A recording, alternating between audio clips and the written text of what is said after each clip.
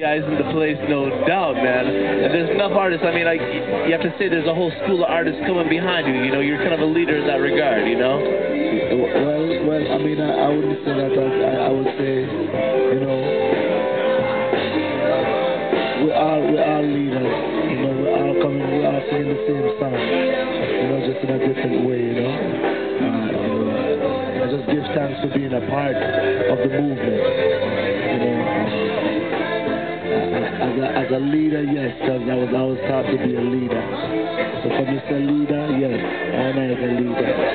But again, we are all leaders in our own right. Non-stop, yeah. Yeah, so, you know. Can you tell us real quick, like, reggae music is something that's, like, real powerful to all of us, you know? What was maybe, like, the first time that reggae music affected you, and you knew this was maybe something you wanted to do for a living?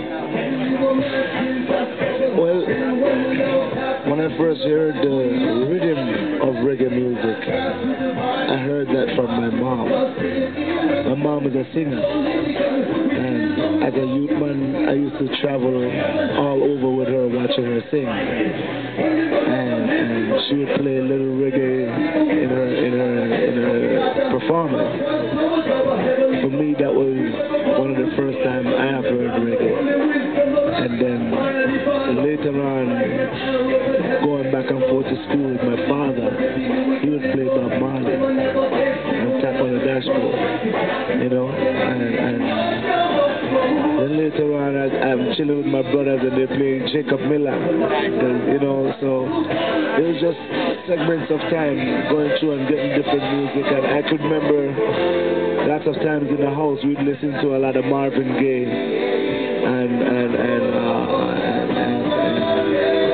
Smokey Robinson and the OJs, you know, all these music was just going through I realms in I house. You know, when I drive out with my friends, them, you know, all this music was there playing, you know. So, but I can say influenced big time by my mom, you know. Yeah, my mom influenced me big time as far as musically. She played all kind of music, you know. So I adapt from that. That's beautiful, man. I think the music in the home is the most important thing, you know. Especially from the mother and the father, you know, what they pass on to you. I feel it's a good thing, you know. That sets the foundation. Where do you since you tread the line, you know, I mean, you have equally MC skills and you know, the sing it, you know. Where do you see the reggae music as a whole going in the future? Well, I can't predict the future, but what I would love to see is more positive vibes, you know, more artists coming together and working together, you know, letting the youth see that there's a unification with all the artists, and it's not just, oh, I sing my song and come on the stage and I gone, and you know, let there be a unification thing. Like tonight, you know,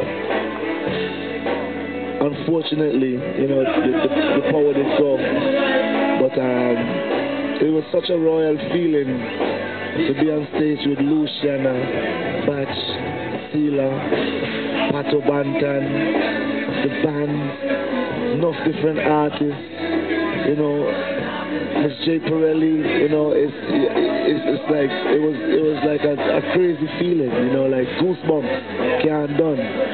You know, so this is the kind of vibes that we need to see amongst the artists and as far as the music world, the music.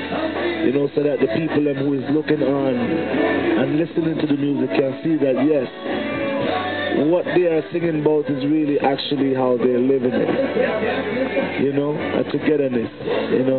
Yeah, that moment when you all were on stage, man, that as a reggae fan from a long time, that gave me goosebumps as well, man. I cannot believe what I was even seeing, you know. Yes, and I've always loved your interaction with you and Batch, you know. Yes, I really love that. It's a beautiful relationship. Tell me a little bit more about that.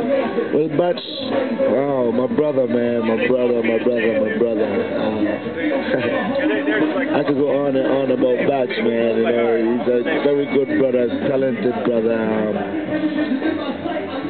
Actually, I met Batch as a youth You know, he used to play drums for my mother. I heard he was a drummer also. Yeah, he still plays drums. He's bad as a drummer too, man. He's tough like nails, you know. And you know, let's you know something deep. Bats gave me my first Bobby Brown cassette. You know what I'm saying? We was on tour with my mom, and we ended up in Nashua, New Hampshire. You know, where at the time, you know,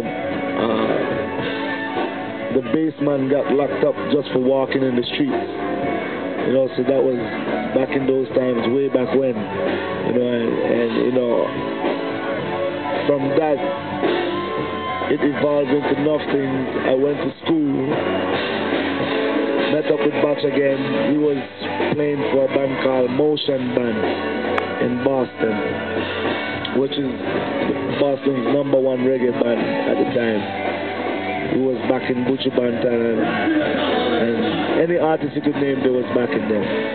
And I was going to college at the time, and I found out he was in Boston, and I was like a half an hour outside of Boston. And I went to look for Batch, and I found him, and he was in a session at the time, so I didn't really get to sit down and tell him what I'm doing now, you know, because it has been a long time since I've seen him. And I lost contact with him. He moved out of Boston, and I couldn't find him. And a young lady saw me and said, "Hey, my cousin is looking for you." My cousin is another player named Jerome Ostry, who is also part of Sound Vision Records, which is me, Batch, Jerome Ostry, Ima, and the whole crew.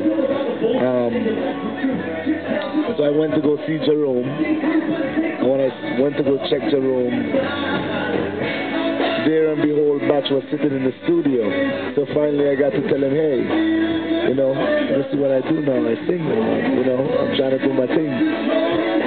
And he said, "Well, let's hear what you got." I went in there and I did my thing. He said, "Okay, stop. He put on a rhythm. He said, "You like this rhythm?" I did something to it. He said, "Let's go." Yeah, and Sound Vision, Happiness, everything was go from there, you know. And I give thanks for Batch, you know, because Batch is a good youth, and you know, without no Batch, there wouldn't be no Ras Attitude, you know. As far as musically, he taught me nothing in the music, helped me to push, you know, on a high level, high standard, and keep the thing rolling, you know.